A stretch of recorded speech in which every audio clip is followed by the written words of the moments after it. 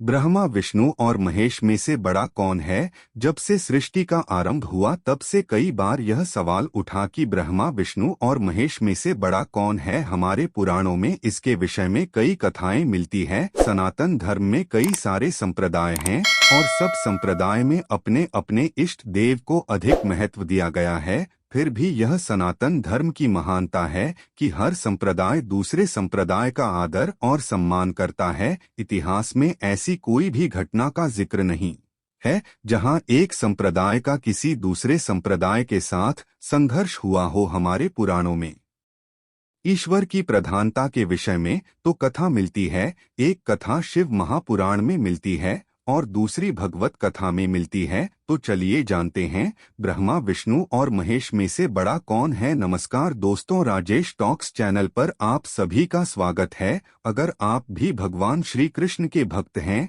तो कमेंट में जय श्री कृष्णा जरूर लिखें। तो चलिए शुरू करते हैं आज की प्रस्तुति। जानिए शिव पुराण की कथा क्या है। शिव पुराण के अनुसार एक बार ब्रह्मा और विष्णु में विवाद हो गया कि उन दोनों में से कौन बड़ा है। जब विवाद इतना बढ़ गया कि उन दोनों में युद्ध की नौबत आ गई, तब उन दोनों के मध्य एक बड़ा सा अग्नि स्तंभ प्रकट हो गया। अब उन दोनों ने यह निश्चय किया कि जो भी पहले इस अग्नि स्तंभ की अंत को पालेगा वही श्रेष्ठ है। भगवान विष्णु स्तंभ के अंत हो पाने के लिए नीचे की ओर गए और ब्रह्मा जी ऊपर की तरफ गए। दोनों में से कोई भी इस अग्नि स्तंभ के अंत को पाने में सफल न रहा। भगवान विष्णु ने तो अपनी हार स्वीकार कर ली, परंतु ब्रह्मा जी ने सत्य कहा कि उन्हें अंत मिल गया है, इसलिए मैं श्रेष्ठ हूँ। ब्रह्मा जी के मन से असत्य सुनकर उस अग्नि स्तंभन ऐसे शिव जी प्रकट हुए और उन्होंने ब्रह्मा जी के 5 मुख्य में से जो मुख्य बोला था उसे काट दिया और यह श्राप दिया कि संसार में उनकी पूजा नहीं होगी। भगवान विष्णु से प्रसन्न होकर उन्हें अपने समान पूजे जाने का वरदान दिया। यह कथा शिव पुराण की है,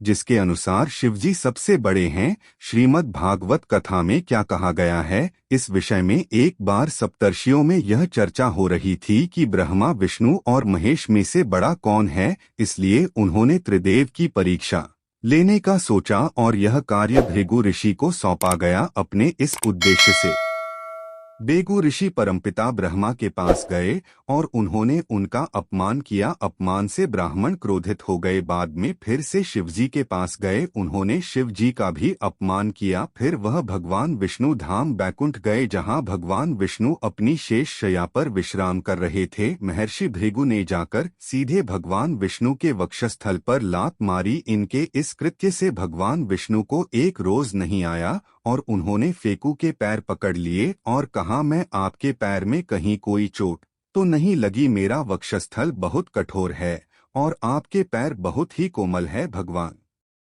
विष्णु की यह विनम्रता को देखकर महर्षि भृगु ने भगवान विष्णु से क्षमा मांगी और फिर सप्तऋषियों ने यह स्वीकार कर लिया कि ब्रह्मा विष्णु और महेश में से भगवान विष्णु की श्रेष्ठ है। गीता में श्री कृष्ण ने कहा है, जो भक्त मुझे जिस तरह बचता है मैं उसे वैसे ही रूप में प्राप्त होता हूँ। इसका मतलब यह होता है कि ब्रह्मा विष्णु और महेश वास्तव में एक ही परम तत्व है। जब यह तीनों एक ही परम तत्व है तो यह तुलना करना संभव ही नहीं है कि कौन बड़ा है। ना तो वहां की जाती है जहां दूसरा कोई मौजूद हो। तो दोस्तों, आज के लिए बस इतना ही। उम्मीद करते हैं हमारे द्वारा दी गई जानकारी आपको पसंद आई होगी। तो मित्रों, अगर यह वीडियो आपको पसंद आई हो तो लाइक और शेयर जरूर कीजिएगा। अगर आपने अभी तक चैनल को सब्सक्राइब नहीं किया है तो जरूर करें और अंत तक देखने के लिए आपका बहुत बहुत धन्यवाद।